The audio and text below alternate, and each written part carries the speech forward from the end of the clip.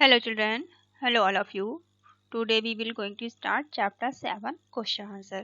Okay, आज हम इस chapter 7 के question answer और activity करेंगे. ये आपकी RBSC क्लास 5th इंग्लिश का 7th chapter है. ठीक है, इस 7th chapter के हम स्टोरी पहले ही डिस्कस कर चुके हैं. अगर आपने इस वीडियो का फर्स्ट पार्ट नहीं देखा है तो आप इस वीडियो का फर्स्ट पार्ट पहले देख लीजिए, उसके बाद में आप ये क्वेश्चन आंसर और एक्टिविटी वाला पार्ट देखिएगा. ठीक है, name of this chapter who will play with me. ठीक है, ये सेकंड पार्ट है. फर्स्ट पार्ट में हमने इसकी स्टोरी डिस्कस की थी और ये फर्स्ट वाले जो 2 क्वेश्चन हैं इनको हमने किया था. ठीक है, तो चलिए आज हम इसके आगे जो भी इसके क्वेश्चन आंसर और एक्टिविटी हैं वो करेंगे. और आप मेरे चैनल को सब्सक्राइब कर लीजिए अगर आप नए हैं तो, और बेल की बटन को प्रेस कर लीजिए. ठीक है, नीचे रेड कलर का बेल आइकॉन दिया होता है, उसको प्रेस कर लेंगे अगर आप, तो जो भी वीडियो पढ़ेंगे उनकी नोटिफिकेशन आपको तुरंत मिल जाया करेंगे. ठीक है, और आप मेरे चैनल को लाइक करिए, शेयर करिए, सब्सक्राइब करिए, अपने दोस्तों में भी इसको शेयर करिए आप. चलिए स्टार्ट करते हैं एक्टिविटी 1. ठीक है, एक्टिविटी फर्स्ट में आपसे पूछा गया है कि राइट, आपको यहाँ पर ट्रू और फॉल्स बताने हैं. ठीक है, आपको यहाँ पर टी लिखना है फॉर ट्रू स्टेटमेंट के लिए. अगर ये स्टेटमेंट आपको जो दिए गए हैं जो सही है उसके लिए आपको टी बनाना है ट्रू के लिए. ठीक है, अगर कोई गलत स्टेटमेंट है तो एफ बनाना है फॉल्स के लिए. ठीक है, राइट मतलब लिखना, टी. ठीक है, फॉर ट्रू सही के लिए आपको टी लिखना है. स्टेटमेंट बोलते हैं जो नीचे लिखी हुई लाइन्स है. ठीक है, एफ फॉर फॉल्स, फॉल्स का मतलब होता है गलत. ठीक है, फॉल्स का मतलब गलत होता है, ट्रू का मतलब सही होता है. ओके, स्टेटमेंट कहते हैं जो ये लाइंस लिखी हुई हैं. ठीक है, तो फर्स्ट में आपसे पूछा गया है कि we should give up laziness, हमें लेजीनेस को, हमें आलस्य को त्याग देना चाहिए. ठीक है, तो हमने इस स्टोरी में पढ़ा था कि आलस से कितने नुकसान होते हैं और हमें आलस नहीं करना चाहिए, हमें आलस्य को त्यागना चाहिए. ठीक है, तो ये तो सही है बिल्कुल कि हमें आलस को त्याग देना चाहिए, हमें आलस नहीं करना चाहिए. ठीक है, तो आप यहाँ पे ट्रू लिखेंगे, टी बना लेंगे इस बॉक्स में. ठीक है, second is the peacock is free to play with boy, क्या मोर बच्चे के साथ खेलने के लिए फ्री था. ठीक है, तो जो मोर था, पिकॉक था, वो तो फ्री नहीं था. ठीक है, उसके पास तो खाली समय नहीं था क्योंकि वो बिजी था, पिकॉक डांस करने में बिजी था. ठीक है, तो ये वाला तो गलत हो गया. ठीक है, पिकॉक मोर को बोलते हैं. फ्री का मतलब होता है समय होना. ठीक है, प्ले मतलब खेलना, विद मतलब साथ में, बॉय तो बॉय के साथ खेलने के लिए पिकॉक के पास, मोर के पास समय थोड़ी था क्योंकि मोर तो बिजी था डांस करने में. अगर आपने वीडियो फर्स्ट पार्ट नहीं देखा तो आप देख लीजिए, नहीं तो फिर आपको ये समझ में नहीं आएंगे क्वेश्चन आंसर. ठीक है, तो आप यहाँ पर एफ बना लोगे फॉल्स के लिए. ओके, फॉल्स के लिए आपको एफ ड्रॉ कर लेना है. फिर Rohit plays with his friends in the morning, क्या रोहित अपने दोस्तों के साथ सुबह खेलने गया था. तो सुबह तो नहीं गया था क्योंकि सुबह तो उसके दोस्त सभी स्कूल गए हुए थे. ठीक है, और जब वो सुबह सुबह पार्क में गया था तो उसे कोई भी उसका दोस्त नहीं मिला था जो उसके साथ खेल सके. ठीक है, तो रोहित अपने दोस्तों के साथ सुबह नहीं बल्कि इवनिंग में खेलने गया था, तो ये भी क्या होगा, फॉल्स हो जाएगा. जब वो अपना सारा कार्य करके शाम को गया था इवनिंग में, तब उसे उसके दोस्त मिले थे. सुबह तो कोई भी नहीं मिला था क्योंकि वो सुबह सभी दोस्त कहाँ पर गए हुए थे, अपने अपने स्कूल गए हुए थे. ठीक है, fourth is there are many children in the garden, क्या गार्डन में बगीचे में बहुत सारे दोस्त थे, बहुत सारे बच्चे थे. नहीं, बगीचे में बहुत सारे बच्चे नहीं थे क्योंकि जब जब ये जो रोहित है जो सुबह गया था तो उसे कोई भी बच्चा नहीं मिला था बगीचे में, है ना. तो रोहित को कोई भी बच्चा बगीचे में नहीं मिला था सुबह. ठीक है, तो यहाँ पर भी आप यहाँ भी फॉल्स करेंगे, एफ बनाएंगे. ठीक है, तो ये इनको आप अपनी बुक में कंप्लीट कर लोगे. ठीक है, चलिए बी पार्ट में आपको क्या करना है, चूज द करेक्ट अल्टरनेटिव, आपको जो सही है उसे चुनना है. ठीक है, जो भी सही हो उसे आपको यहाँ भी चुनना है. किस लिए, अल्टरनेटिव का मतलब होता है एक जैसा, करेक्ट मतलब सही. ठीक है, तो आप पंक्चुअल बॉय, एक पंक्चुअल बॉय कौन होता है, पंक्चुअल बच्चा कौन होता है, जो समय का पाबंद हो. समय का पाबंद बच्चा आप किसे बोल सकते हैं, डज नॉट मिस हिज बस, एक ऐसा बच्चा जो कभी भी अपनी बस को, अपनी स्कूल बस को मिस नहीं करता है, वो टाइम से जाता है, वो टाइम से अपने सारे कार्य करता है, वही तो बच्चा पंक्चुअल होगा। ठीक है, और जो बच्चे की बस मिस हो जाएगी, मिस होने का मतलब छूट जाना, ठीक है, नहीं का मतलब नहीं, ठीक है, मिस होने का मतलब होता है छूट जाना। जिस बच्चे की बस कभी छूटेगी नहीं वही तो पंक्चुअल होगा। अगर समय से बच्चा पंक्चुअल नहीं होगा तो वो समय से उठेगा नहीं तो वो स्कूल के लिए लेट हो जाएगा, और बस तो उसका वेट नहीं करेगी, बस तो चली जाएगी, है ना। तो ये वाला सेंटेंस क्या होगा, ये सही होगा कि एक ऐसा बच्चा पंक्चुअल होता है जो कि अपनी स्कूल बस मिस नहीं करता है। A punctual boy does not miss his school bus. ठीक है, तो ये जो आपको ब्रैकेट दिया गया है यहाँ पे आप ए लिख लेंगे। ठीक है, ए बना लोगे इस ब्रैकेट में आप, तो ये वाला आपका सही है। फिर बी में भी आपको बता देती हूँ, समझा देती हूँ। बी में क्या दिया है, does not do work on time, आपको अपना कार्य समय पर नहीं आप करते हो तो आप पंक्चुअल थोड़ी होते हो। ठीक है, अगर आप समय पे काम नहीं करोगे तो आप तो लेजी हो जाओगे, है ना। सी में क्या कहा गया है, डज नॉट मिसयूज थिंग्स, चीज़ों को मिसयूज नहीं करना है, तो ये बात तो नहीं है ना।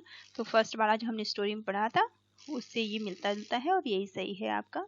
ठीक है, चलिए सेकेंड वाले में आपसे क्या पूछा गया है, who is not willing to work, कौन ऐसा बच्चा है जो अपने समय को अपने वर्क को सही से नहीं करता था, अपने जो अपना काम उसका था वो ठीक से नहीं करता था, जिम्मेदारी से नहीं करता था। तो he is not willing to work, कौन बच्चा अपना काम ठीक से नहीं कर रहा था, कौन नहीं कर रहा था, पिकॉक नहीं कर रहा था, पिकॉक तो कर रहा था, पिकॉक तो अपना कार्य कर रहा था। डॉग भी कर रहा था, वो भी अपने मालिक के घर की रखवाली कर रहा था। पैरेट भी अपना कुछ ना कुछ काम कर रहा था।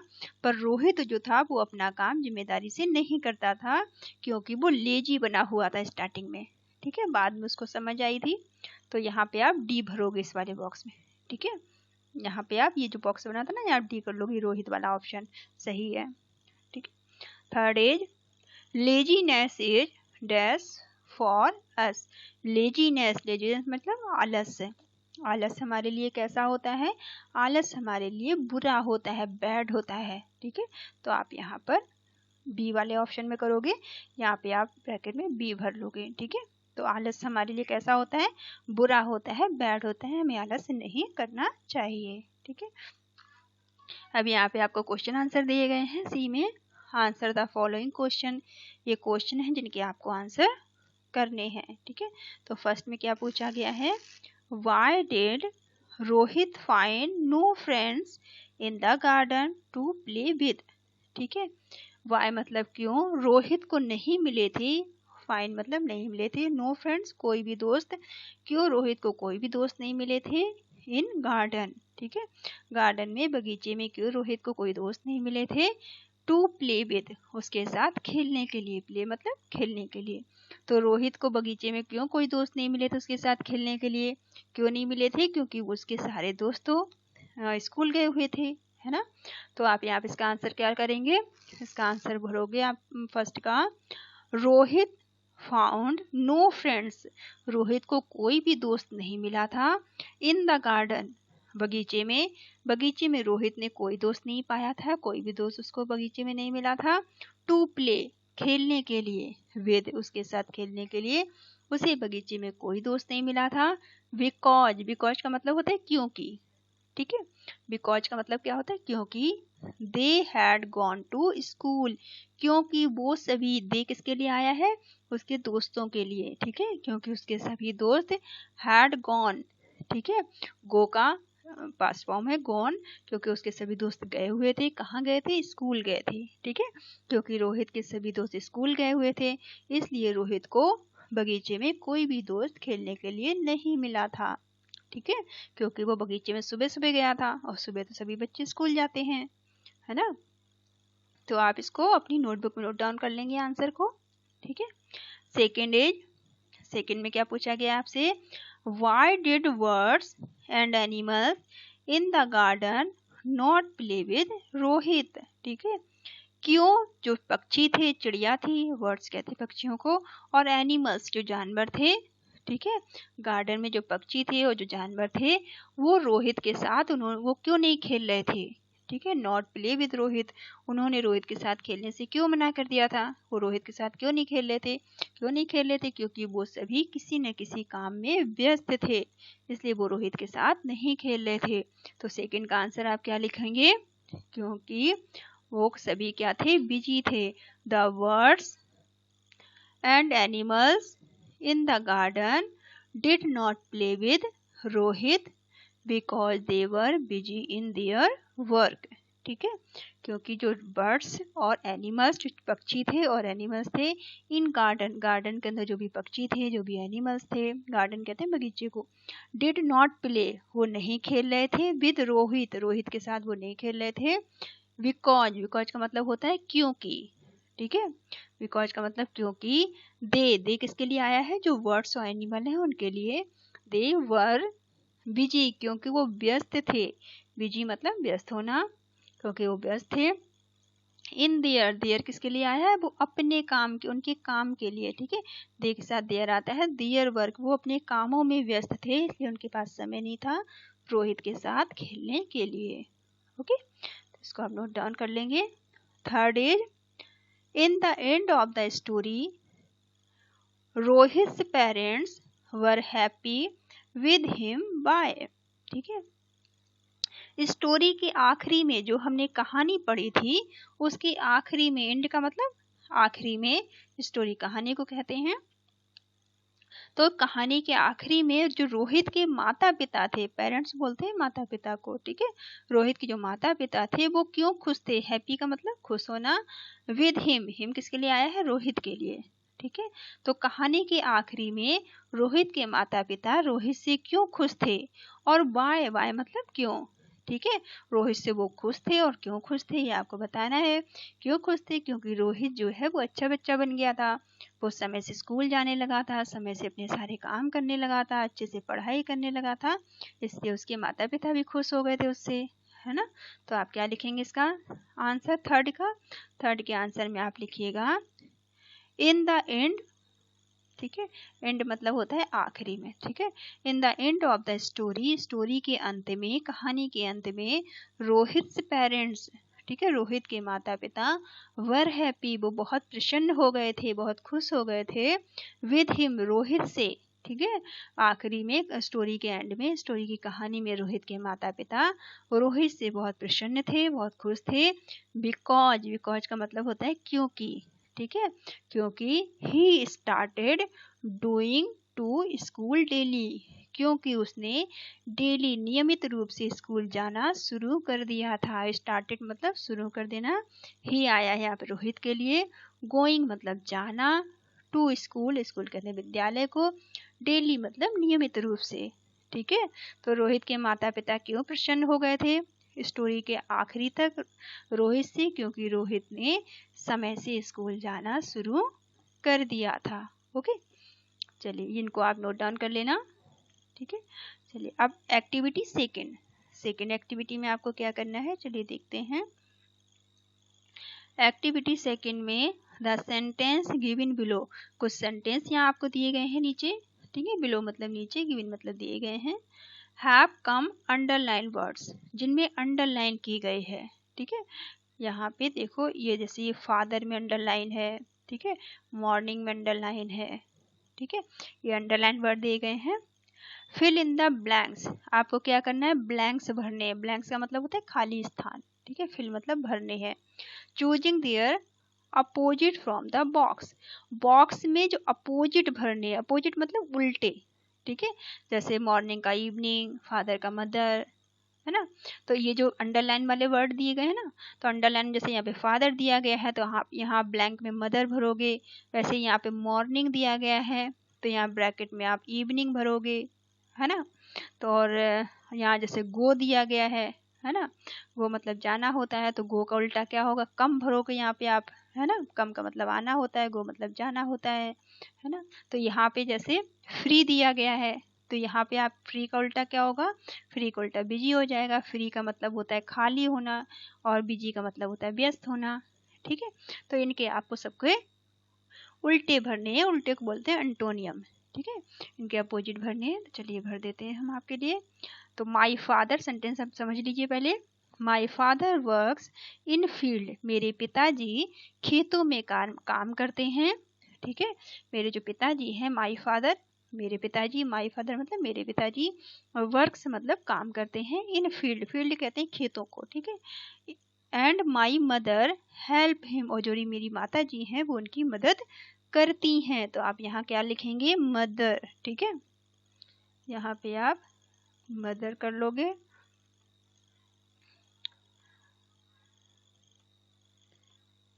ठीक है, तो यहाँ पे आप भी भर लेना अपनी इसमें बुक में मदर। ठीक है, तो यहाँ पे मदर हो जाएगा। फिर सेकंड में द सन राइजेस, राइजेस का मतलब होता है उगना, सन कहते हैं सूरज को, राइजेस मतलब उगना।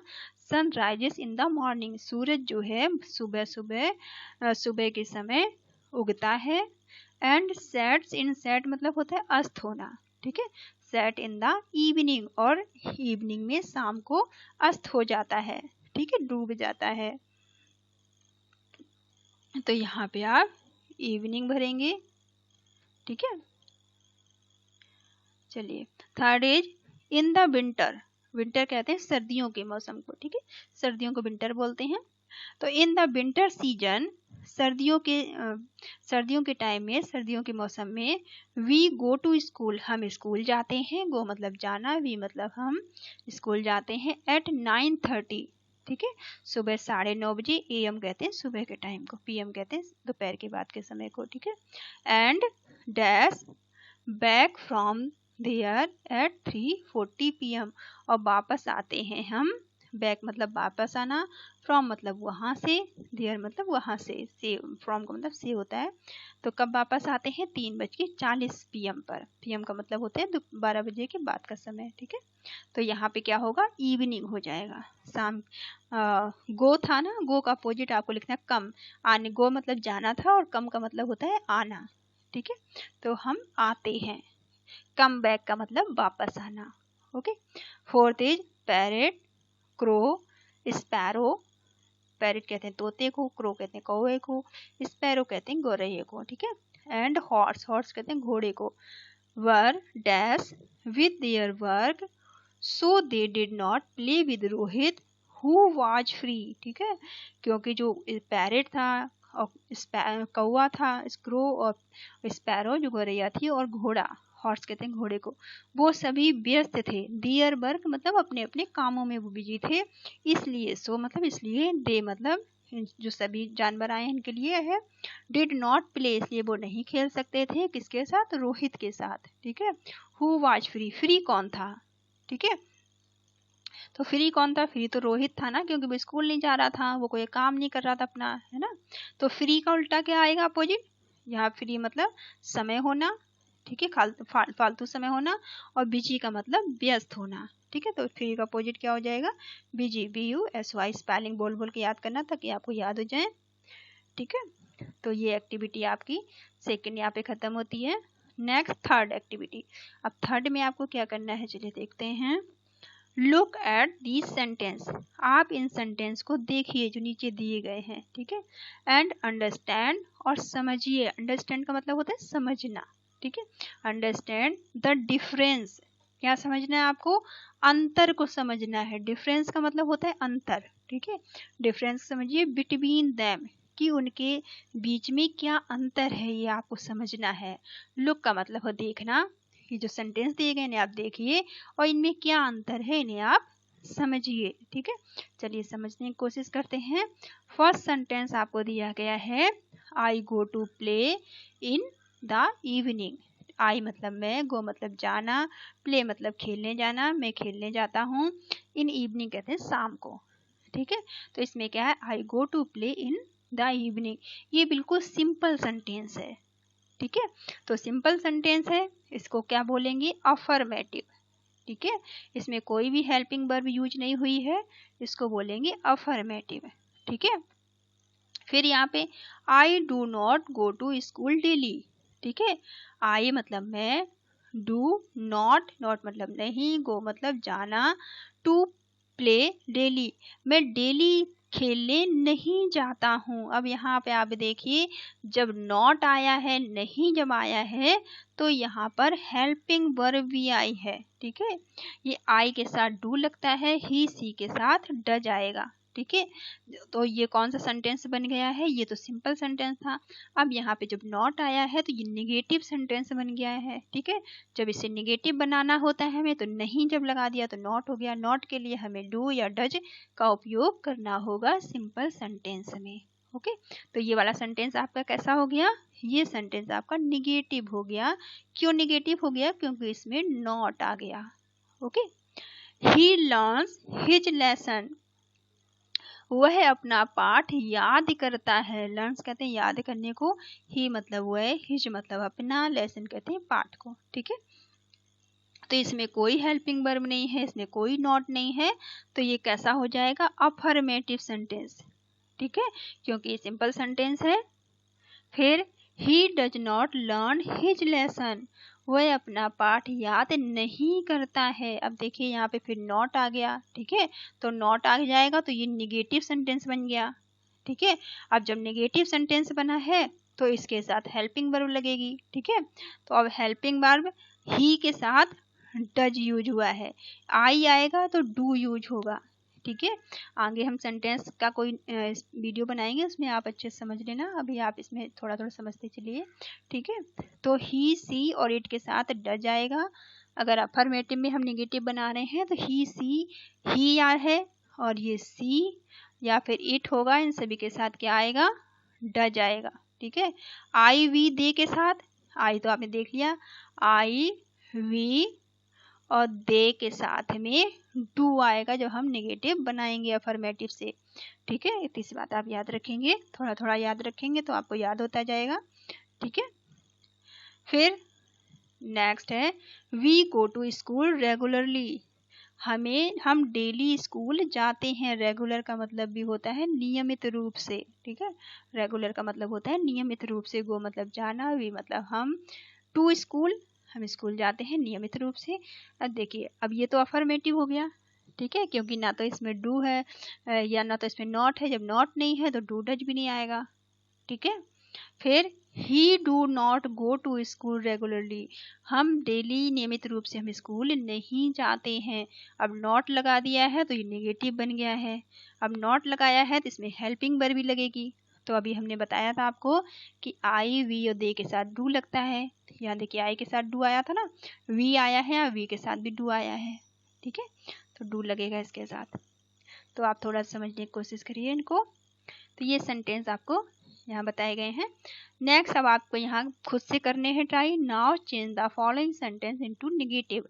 अब ये आपको जो सेंटेंस दिए गए हैं इनके आपको नेगेटिव बनाने हैं। ठीक है, ये आपको अफर्मेटिव दिए गए हैं, इनसे आप नेगेटिव कैसे बनाएंगे? देखिए, the boy meets a dog, जो बच्चा है, लड़का है, वो कुत्ते से मिला। ठीक है, अब इसको नेगेटिव बनाने के लिए तो आप नॉट लगाएंगे। ठीक है, नॉट लगाएंगे तो हेल्पिंग वर्ब भी लगेगी। ठीक है, तो हेल्पिंग वर्ब में आप क्या लगाएंगे? अब हेल्पिंग वर्ब कौन सी आपको लगानी है ये आपको देखनी है। तो बॉय, बॉय के साथ भी आप डज लगाएंगे। हेल्पिंग वर्ब क्या लगाएंगे? हेल्पिंग वर्ब, बॉय के साथ आप हेल्पिंग वर्ब डज आएगी। अगर कोई नाम आएगा, कोई भी नाम आता है तो डज आएगा। और ये मीट जो मेन वर्ब थी इसमें एस लगा हुआ है क्योंकि ये बॉय है। ठीक है, तो ये एस इससे हट जाएगा। तो आप कैसे लिखेंगे? चलिए मैं आपके लिए लिख देती हूँ यहाँ पे कि द बॉय, ठीक है, the boy does not meet a dog. ठीक है,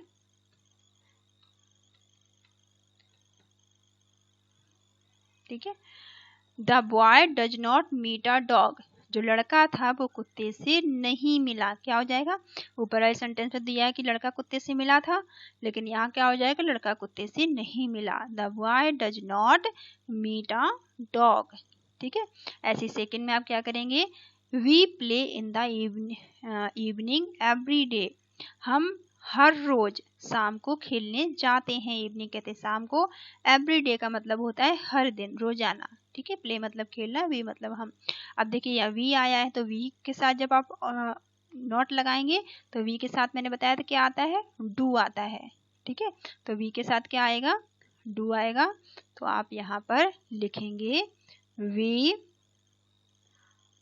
do not play in the evening every day.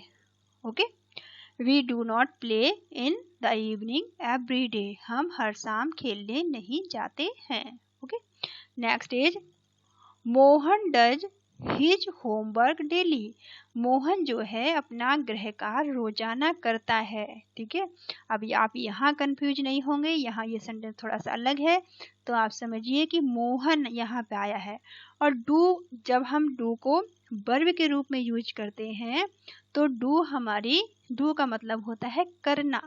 ठीक है, और किसी भी नाम के साथ जब वर्ब आती है तो ई या ईएस का यूज करते हैं। जैसे कि यहाँ बॉय के साथ मीट आया था तो यहाँ एस लगाया था। ठीक है, ही सी इट या कोई नाम आएगा तो मेन वर्ब के साथ हम एस या ईएस जोड़ेंगे। तो यहाँ पे जो डज आया है ये हेल्पिंग वर्ब नहीं है, ये मेन वर्ब है। ठीक है, क्योंकि यहाँ नाम है इसलिए डू के साथ ईएस जोड़ा गया है, तो ये होने के सेंस में है, करने के सेंस में है, ये मेन वर्ब है। ठीक है, ये बात आप याद रखेंगे। तो इस सेंटेंस को आप कैसे बनाएंगे, तो यहाँ पे आप क्या करेंगे कि मोहन, और जब यहाँ पे हम हेल्पिंग वर्ब यूज करेंगे तो ये इसका एस या ईएस हट जाएगा। जैसे कि यहाँ पर हटा है, जब हमने डज लगाया, हेल्पिंग वर्ब लगाई, तो इसके साथ मीट का जो एस था ये हट गया था, इससे मीट रह गया था। ठीक है, तो अब आप यहाँ पे क्या करेंगे, पहले तो मोहन लिखेंगे, मोहन। अब मोहन के बाद आपको हेल्पिंग वर्ब लगानी है, जिसके क्योंकि नाम है तो नाम के साथ हेल्पिंग वर्ब लगाएंगे, डज। ठीक है, डज के बाद आपका क्या आएगा, नॉट आएगा, नहीं के लिए, क्योंकि हम नेगेटिव बना रहे हैं। अब यहाँ पर आप समझने की कोशिश करिए, कंफ्यूज मत होइए, ये डज जो मेन वर्ब है इसमें ईएस हटके यहाँ पे सिर्फ डू रह जाएगा, क्योंकि ये जो मेन वर्ब है हमने होने के, करने के सेंस में यहाँ पर यूज हुआ है। तो यहाँ पर ये वाली जो मेन वर्ब है इसको ईएस हट जाएगा, यहाँ डू आ जाएगा, क्योंकि हम हेल्पिंग वर्ब यूज कर चुके हैं। ठीक है, तो Mohan does not do, do का मतलब होता है करना है। ठीक है, डू का मतलब क्या है यहाँ पे, करना। ठीक है, डू होमवर्क डेली। ठीक है, डेली मतलब नियमित रूप से, मोहन नियमित रूप से गृह कार्य नहीं करता है। ठीक है, क्या बन जाएगा, मोहन नियमित रूप से गृह कार्य नहीं करता है। ठीक है, ये एक्टिविटी आपकी थर्ड कंप्लीट होती है।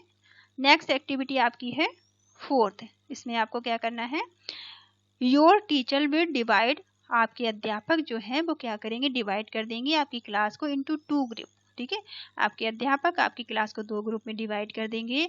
One group with speak a sentence from the next about Rohit. ठीक है, एक ग्रुप क्या होगा, सेंटेंस को बोलेगा। ठीक है, स्पीक मतलब बोलना, सेंटेंस बोलेगा दूसरे ग्रुप के लिए। Another group will change that sentence changing it object from Rohit I. ठीक है, एक दो ग्रुप, देखिए फिर समझिए आप, ये आपकी खुद की एक्टिविटी है, आपके टीचर आपको करा सकते हैं स्कूल में, क्लास में, या आप अपने दोस्तों या भाई बहनों के साथ भी कर सकते हैं। जैसे कि हमने स्टोरी में पढ़ा था कि कोई बच्चा रोहित है। ठीक है, आप अपने ग्रुप को, अपने दोस्तों के या भाई बहनों के ग्रुप को आप 2 पार्ट में बांट लीजिए। ठीक है, फिर एक ग्रुप क्या करेगा, सेंटेंस बोलेगा। ठीक है, रोहित समझ के। ठीक है, रोहित के लिए नेक्स्ट, और रोहित के लिए कोई सेंटेंस बोला जाएगा। दूसरा ग्रुप क्या करेगा, अनदर ग्रुप मतलब दूसरा ग्रुप, विल चेंज, वो बदलेगा, चेंज मतलब बदलना, दैट सेंटेंस, जो सेंटेंस बोले हैं फर्स्ट ग्रुप ने, सेकंड ग्रुप उसे बदल देगा। किसमें, इट्स ऑब्जेक्ट, इनके ऑब्जेक्ट में। जैसे रोहित को आई में बदलेगा वो। ठीक है, अभी तो हम आप अगर बोलेंगे किसी बच्चे को तो उसका नाम लेके बोलेंगे, लेकिन जब वो बच्चा खुद के लिए कोई बात कहेगा तो वो आई का यूज करेगा। ठीक है, तो अब रोहित, यहाँ पर आई किसके लिए हो जाएगा, रोहित के लिए। जैसे कि यहाँ सेंटेंस देख लीजिए आप कुछ, रोहित रिटर्न्स होम। ठीक है, अगर आप किसी बच्चे के लिए, अपने किसी दोस्त के लिए, किसी फ्रेंड के लिए बोलेंगे तो क्या बोलेंगे कि जो भी नाम होगा, रोहित रिटर्न्स होम, रोहित घर आ गया। ठीक है। लेकिन जब रोहित अपने लिए बोलेगा तो वो क्या बोलेगा, वो बोलेगा कि आई रिटर्न होम, मैं घर आ गया। ठीक है। जब आप बोलेंगे किसी बच्चे के लिए तो उसका नाम लेके बोलेंगे, रोहित या जो भी आपके दोस्त का नाम होगा, कि रोहित रिटर्न्स होम। लेकिन जब यही बच्चा अपने लिए बोलेगा कि बताएगा कि मैं घर आ गया, तो क्या बताएगा, आई रिटर्न्स होम। ठीक है। ऐसे Rohit plays with his friend, Rohit अपने दोस्तों के साथ खेल रहा है। अगर आप बताएंगे तो क्या कहेंगे, रोहित अपने दोस्तों के साथ खेलता है। लेकिन जब रोहित बताएगा तो क्या बताएगा, रोहित कहेगा I play with my friends. अब देखिए यहाँ भी बदल जाएगा, यहाँ पे रोहित के लिए आया था क्योंकि ये नाम है, तो रोहित नाम है इसलिए यहाँ पे हिज आ गया था। लेकिन जब यहाँ रोहित अपने लिए आई यूज करेगा तो इसकी जगह माई हो जाएगा। ठीक है। तो इस तरह से ये सेंटेंस बदल जाएंगे। यहाँ मैं लिख दे रही हूँ, तो आप इन्हें समझ लीजिए।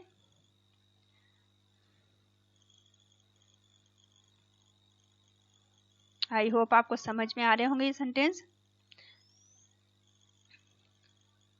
जैसे ये रोहित है, अब यहाँ पे आई जब यूज किया है, रोहित ने अपने लिए अगर आई यूज किया है तो कैसे बनेगा ये सेंटेंस, रोहित आई के लिए रोहित कहेगा आई प्ले।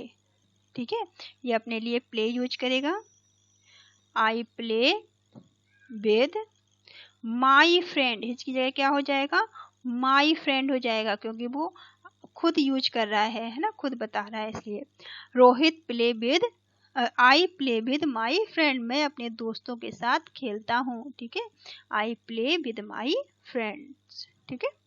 चलिए, तो ये एक्टिविटी आपके यहाँ खत्म होती है। एक लास्ट एक्टिविटी आपकी और बची हुई है, एक्टिविटी 5th। ठीक है। इसमें आपको क्या करना है, राइट अ पैराग्राफ।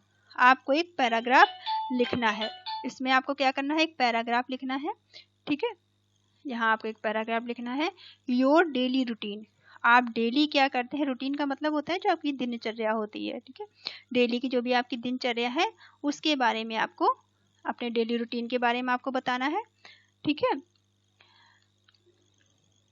जो भी आप सुबह से शाम तक जो भी काम करते हैं उसके बारे में आपको बताना है इसमें। ठीक है। तो डेली रूटीन आप याद रखेंगे, आपकी रोजाना की दिनचर्या जो आप सुबह से शाम तक जो भी करते हैं। यू में यूज दीज हिंट्स, आपको ये हिंट्स यूज करने हैं जो यहाँ पर दिए गए हैं। ठीक है। यूज मतलब इस्तेमाल करने हैं। ठीक है। योर पैराग्राफ राइटिंग, अपने पैराग्राफ राइटिंग में जो भी आप लिखेंगे उसमें आपको यूज करने हैं। क्या क्या इस्तेमाल करेंगे, गेटअप। ठीक है। गेटअप का मतलब क्या होता है, उठना। ठीक है। गेटअप का मतलब होता है उठना। Wash my face. ठीक है। जब आप सुबह से सो के उठते हैं तो अपने फेस को, अपने चेहरे को धोते हैं ना। ठीक है। वॉश का मतलब होता है धोना, माई मतलब मेरे, फेस कहते हैं चेहरे को। ठीक है। Brush teeth. ठीक है। सुबह आप अपने दांतों में ब्रश भी करते हैं तो ब्रश टीथ कहते हैं दांतों को। ठीक है।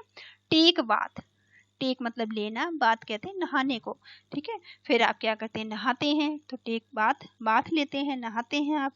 हैव ब्रेकफास्ट, उसके बाद क्या करते हैं, सुबह का नाश्ता करते हैं। ब्रेकफास्ट कहते हैं सुबह सुबह जो हम हल्का खाना कुछ भी खाते हैं उसे ब्रेकफास्ट बोलते हैं। ड्रेस माई सेल्फ, फिर मैं खुद से रेडी हो जाता हूँ, नहा धो के अच्छे कपड़े पहन के रेडी होना। ड्रेस माई सेल्फ, अपने आप तैयार हो जाना। गो टू स्कूल, फिर स्कूल चले जाते हैं। स्टडी डिफरेंट सब्जेक्ट, स्कूल में अलग अलग सब्जेक्ट पढ़ाए जाते हैं। स्टडी मतलब पढ़ना, डिफरेंट मतलब कहते हैं अलग अलग। ठीक है। डिफरेंट सब्जेक्ट कहते हैं विषय को, अलग अलग वहाँ पे सब्जेक्ट पढ़ते हैं हम। Play during rashes. ठीक है। रेशेस का मतलब क्या होता है, जो दोपहर में स्कूल में लंच होता है ना, लंच होता है उसे बोलते हैं रेशेस होना। ठीक है। उसे प्ले मतलब खेलना, ड्यूरिंग मतलब दौरान। ठीक है। रेसेस के दौरान हम खेलते हैं। ठीक है।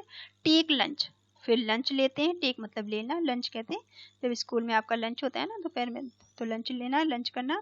रिटर्न्स होम, फिर घर वापस आ जाते हैं। रिटर्न्स मतलब वापस आना। इन इवनिंग, शाम को। प्ले गेम्स, फिर क्या करते हैं, गेम खेलते हैं। डू होमवर्क, अपना गृह कार्य करते हैं। डू मतलब करना, होमवर्क कहते हैं गृह कार्य को। हैव सुपर वॉच टीवी, फिर क्या करते हैं, हैव सुपर, टीवी देखते हैं। वॉच मतलब देखना, टीवी देखते हैं। फिर लास्ट में क्या करते हैं, गो टू बेड, फिर सोने चले जाते हैं। तो ये सारे जो आपको हिंट दिए गए हैं इन सभी को आपको अपने पैराग्राफ में लिखना है, सबको यूज करना है। ठीक है, तो आप खुद से बना सकते हैं, खुद से आप बनाइएगा, या मैंने आपके लिख दिया है, आप यहाँ से भी हिंट ले सकते हैं। ठीक है, आप कैसे लिखेंगे ये आप देख लीजिए, मैंने आपके लिए यहाँ बना दिया है। तो हाँ, तो आप इसमें चेंज भी कर सकते हैं अपने हिसाब से। ठीक है, देखिए आप वीडियो को इसको थोड़ा सा पॉज करने के बाद में आप वीडियो को रोकिएगा, उसके बाद में आप नोट डाउन कर लेना अपनी बुक में। ठीक है, देखिए आंसर क्या आप लिखेंगे, माई नेम इज, यहाँ मैंने रोहित लिखा है, आपका जो भी नाम हो यहाँ पर आप अपना नाम लिख लेना।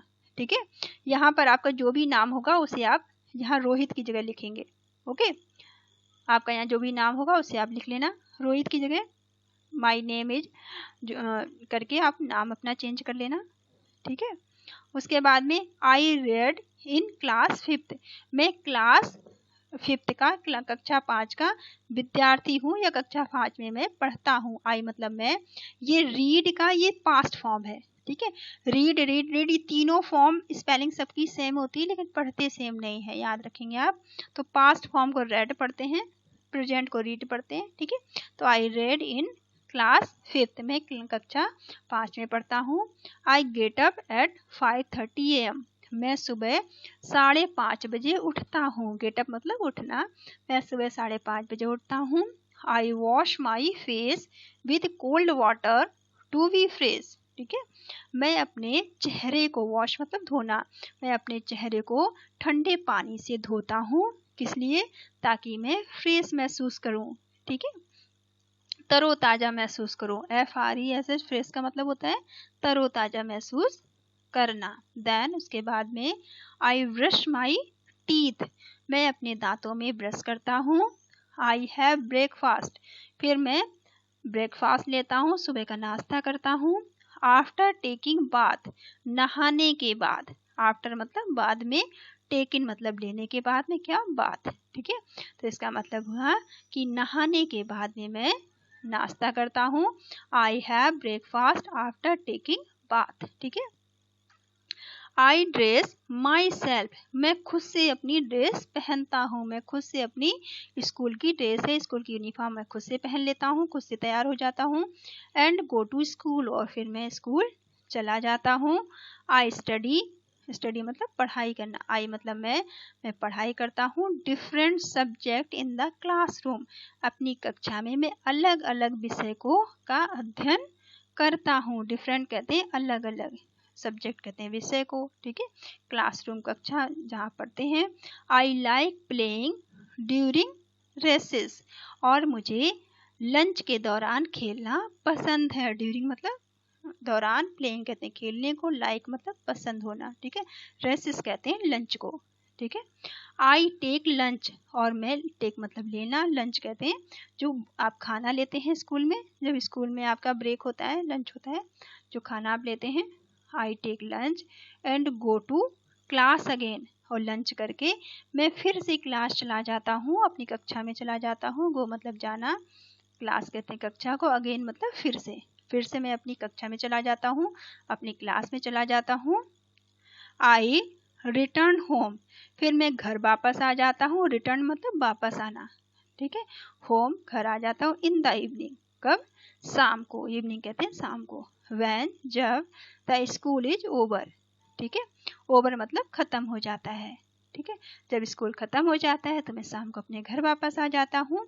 आई प्ले गेम, मैं गेम खेलता हूँ। विद माई फ्रेंड्स, मैं अपने दोस्तों के साथ गेम खेलता हूँ। I do homework given by the teacher, given मतलब देना, बाय मतलब द्वारा, टीचर्स मतलब अध्यापकों के, जो भी मुझे गृह कार्य अध्यापकों के द्वारा मिला होता है मैं उसे कंप्लीट करता हूँ, उसे पूरा करता हूँ। डू मतलब करना। ठीक है, आई वॉच टीवी, फिर मैं टीवी देखता हूँ। वॉच मतलब देखना। फॉर हाफ एन आवर्स, कितनी देर, आधे घंटे। ठीक है, हाफ एन आवर्स का मतलब होता है आधे घंटे। ठीक है, फिर मैं आधे घंटे टीवी देखता हूँ। आफ्टर हैविंग सुपर, इसके बाद में, एट लास्ट अंत में, आखिरी में, एट लास्ट मतलब आखिरी में। आई गो टू बेड, मैं सोने चला जाता हूँ। बेड कहते हैं बिस्तर को, BD, बेड मतलब बिस्तर, गो मतलब जाना। ठीक है, एट लास्ट मतलब आखिरी में सोने चला जाता हूँ।